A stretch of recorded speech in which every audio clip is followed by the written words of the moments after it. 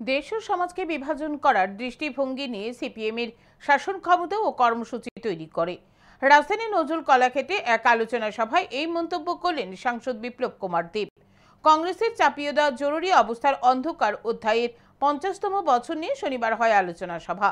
ভারতীয় জনতা পার্টির সদর শহর জেলা পক্ষ থেকে নজরুল কলাক্ষেত্রে হয় সেমিনার।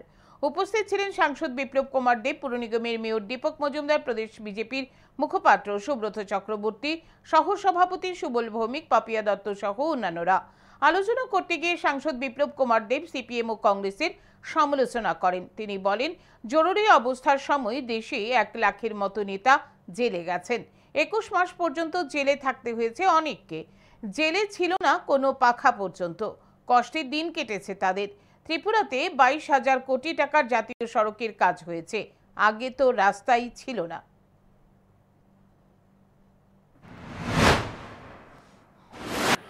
এখন বলবে গোবরের জল দিলে আচ্ছা, এরা তো শিক্ষিত না, তো শিক্ষিত কে জল দিতে দিব? তারা যে জল খায় জল দিতে, তোমরা বুঝানো তারা দেবে, তোমরা কেন বলবো না?